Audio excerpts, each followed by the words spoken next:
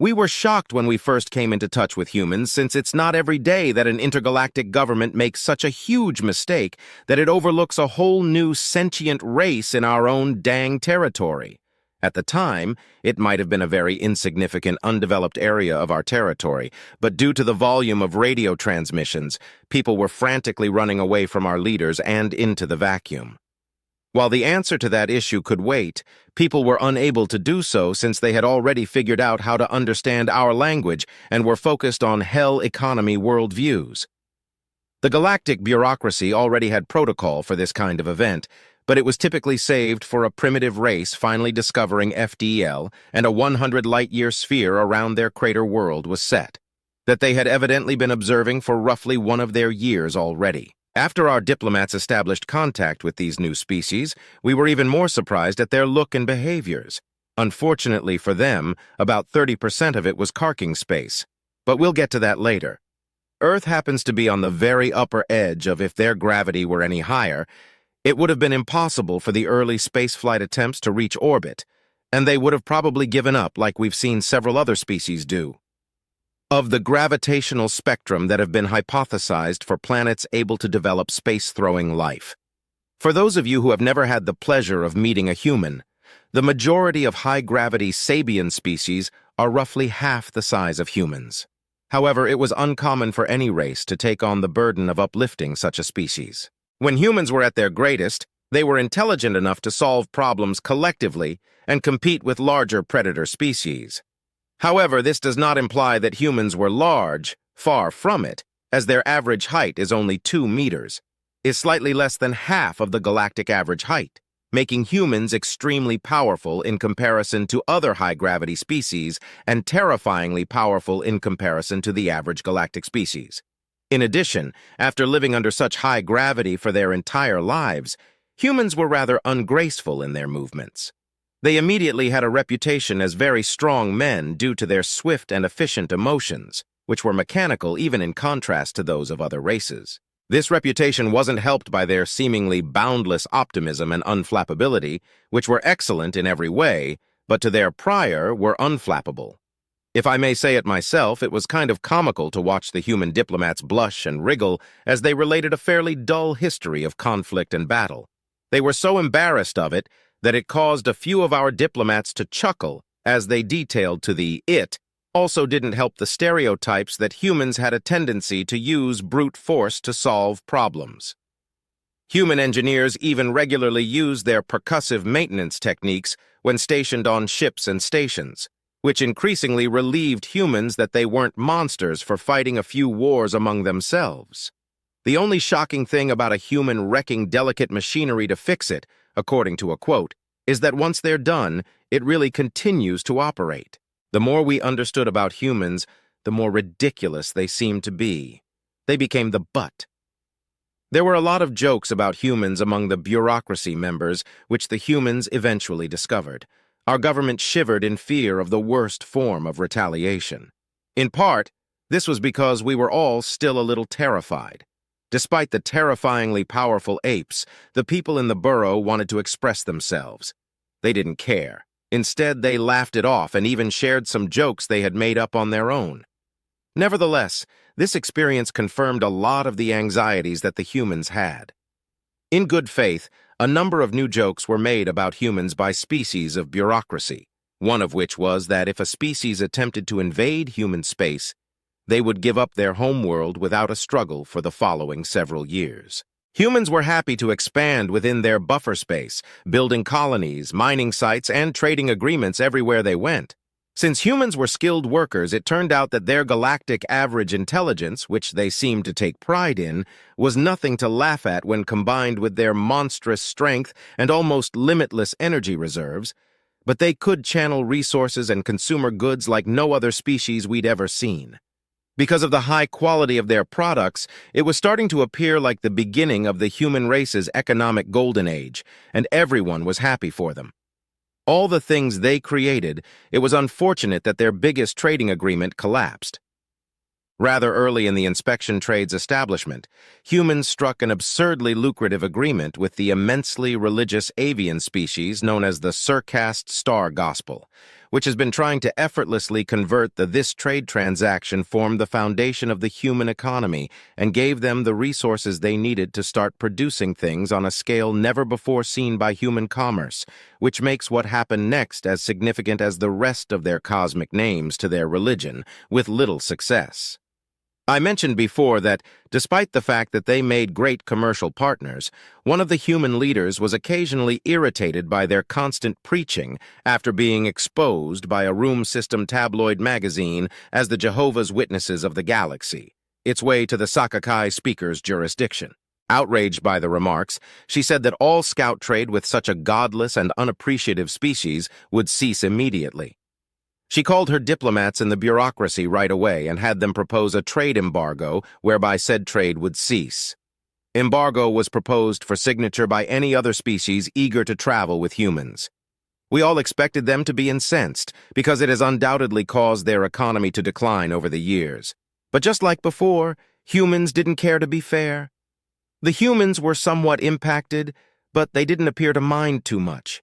They even expressed regret for the leaders' arenas, who had already sacked them. Their economy depended on that trade agreement, and it took over 20 years for it to fully recover, despite the fact that just the other isolationist Uzino filth don't deserve to know the name of our species or its beautiful empire. In fact, our database names their empire, and they make us speak the whole damn thing before they will even acknowledge us. Species Sunday Embargo. We don't know why they continue to attend bureaucracy meetings either. Since they already had embargoes in place against every other empire, this was probably a good chance for them to embargo the new race humanities. However, their problems with the rest of the galaxy did not end. Nevertheless, despite the other members of the group's best attempts, the carcass eventually learned about them while they were in the last phases of reconstructing their economy, and were ultimately recognized by the Karkin Infinite Armada, with whom they ought to have sailed. For those unaware, the Karkin Infinite Armada was a highly militaristic nation that had been terrorizing the galaxy for the previous 5 centuries. They were not a part of the galactic bureaucracy and used bureaucracy to keep their species off the Karkin's radar, were, mercifully, not centered on expansion nor genocide. Nonetheless, they did have enough military might to confront the entire bureaucracy at once and hold their own, if not win. They have been gradually annexing territory from those who would cross their borders and have been at the human race was an enigma, but more significantly, it was an untested enigma that was ripe for the picking. Having once gone to battle with every member of the bureaucracy, this juggernaut now has its eyes set on the emerging human empire. Choose to keep as much information about the species as possible hidden, but when the corps realized how powerful humans were, they were salivating to battle them. It was an ordinary day in the bureaucracy when a representative from and at this point, the other races were advanced enough in pattern recognition to not be overly shocked when the humans turned away our help when they flew up in the conference chamber doors and previously proclaimed war on the humans. Explained to them how futile it would be to attempt and battle them, even if every member of the bureaucracy joined forces, and they would not risk incurring the wrath of the corpse on our people. The humans nodded and excused themselves from the conference, according to plan as we wished them luck a few days later. To everyone's amazement, all the Clarkins really wanted was 10 light years, just as with every previous time before a human and a Cochrane representative were brought before the other members of bureaucracy to try to avoid the war. Everyone was taken aback by how little the Juggernaut demanded of the new race from their shared border with humans, until we discovered that their cradle was located inside that 10 light-year span. At that point, even the isolationists, and the Sake know. I won't mention the entire name. Instead, I'll just stare down at the human representation with sympathy. We all expected their slack attitude to show again, as all the jokes implied they would, and we saw a glimpse of expression on the human's face, indicating that she too likely realized the price of this deal in their birth world. We were prepared for a stunned chuckle and a tacit admission of defeat, but what we got was a prolonged, strange stillness that was followed by a sentence. Something I have framed while working at my desk. We, the Human Eminent Republic, have decided that these terms are unacceptable, so get ready for battle. The humans then waged war on the most potent military force in the galaxy without giving a damn. A month after the proclamation, the human fleet was very different from what it had been. Humans were, after all, a hard-working species, and their rapid success in building gigantic ships only served to confirm that, soon after, they suggested a complete embargo on the clock and infinite armada. Throughout the entire conflict, not a single credit would be exchanged between the galactic bureaucracy and the Karkin Endless Fleet. The humans put pressure on us to sign the embargo, claiming that we couldn't. We all signed it, even the isolationists, to support the military and ask them to at least do this for us. After all, we didn't really trade much with the Canadians in the first place. Money and explosives were their biggest export, and their only imports were upscale alcohol. Thus, when they learned that a meeting had been scheduled to discuss the terms of the impending conflict 2 months after the proclamation, they truly laughed us off. The human High General, a woman named Felicia Arthas, and the human High Admiral, a man named when Simon Backel's name was revealed to the Karkin Infinite Admiral, who declined to reveal it because of his position as the head of his race, which had considerably greater significance. The two humans gave a paper to the bureaucracy. They were rather well-rounded and had times of rise from every member, but in the end, the Infinite Admiral decided whether or not to accept these terms. Following the custom of most newly arrived races, the carcass confronted the Infinite Admiral sought to tear up the perfectly logical document in front of the human commanders. There are no rules to this encounter. I want to see the best of human potential. I'll attack you with sharp objects since I've been rendered useless by the laws of war. And I want you to do the same. Then, with a savage smile on his, the humans turned to face each other and nodded, saying, "Very well for turning and taking your leave." With that, the conflict started, and the humans were losing severely. Their fleet had provided light for light year after light year.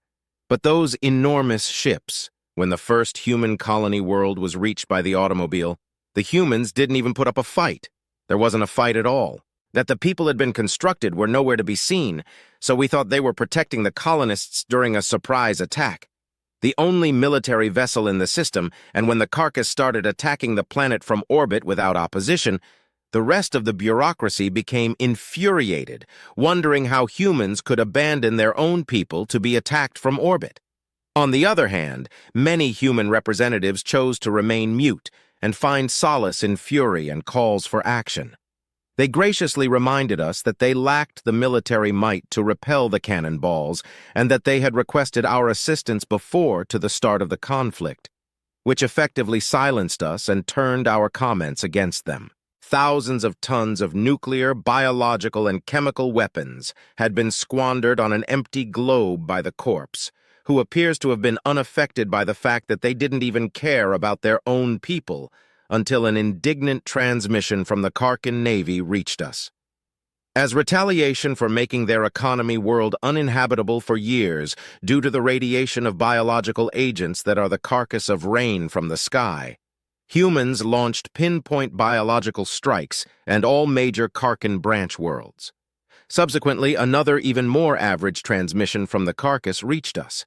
The solely carnivorous carcass relied on livestock, but the horrifying concoction of viruses, bacteria, parasites, and even prions that humans dropped in those worlds rendered the livestock inedible and deadly in that single operation.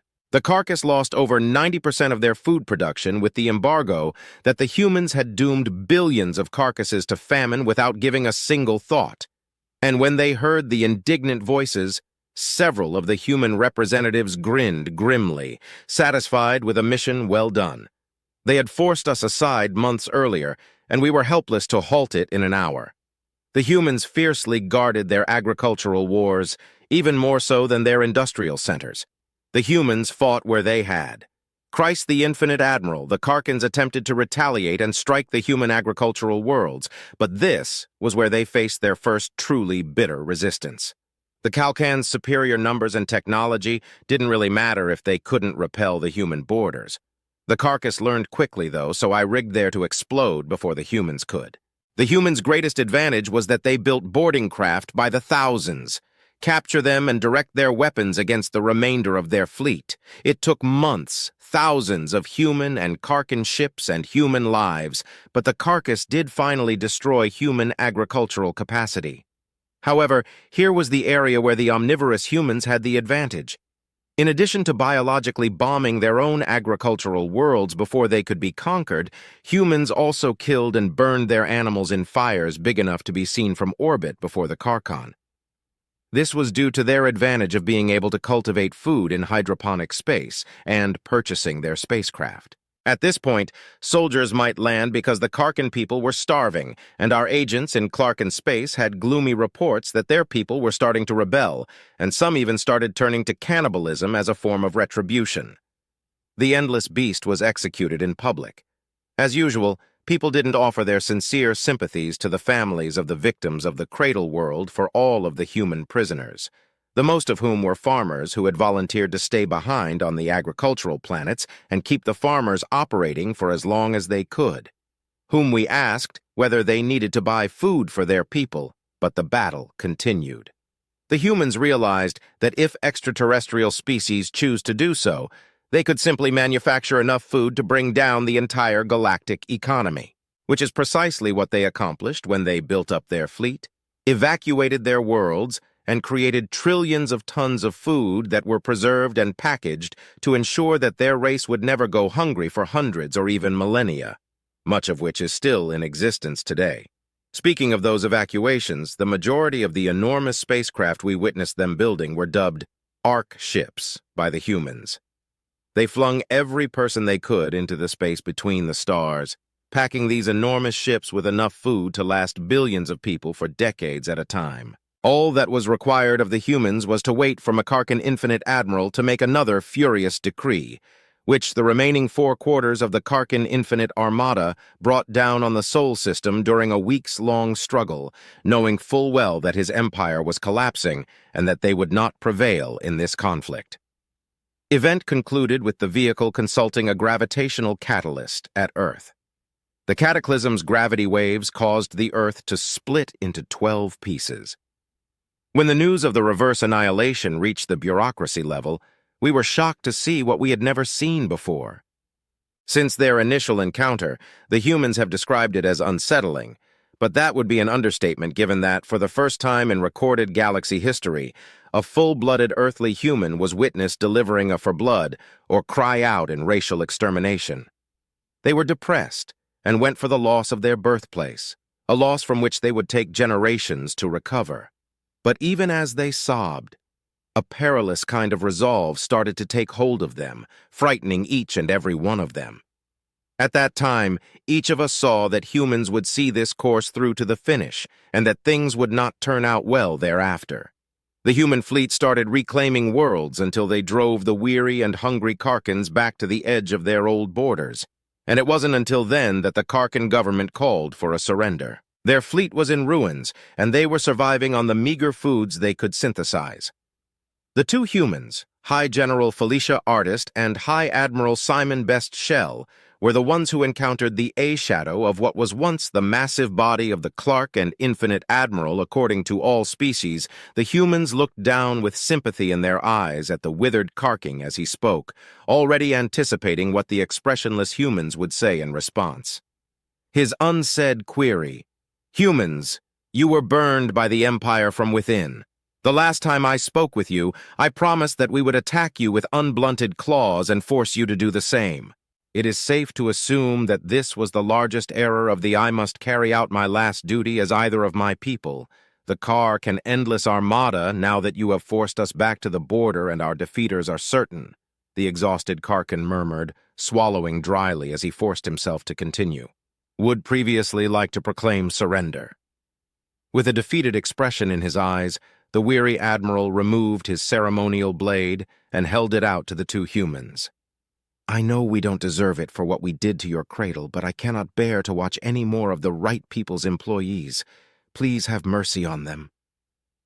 The room was silent, and everyone in it had pitying expressions on their faces.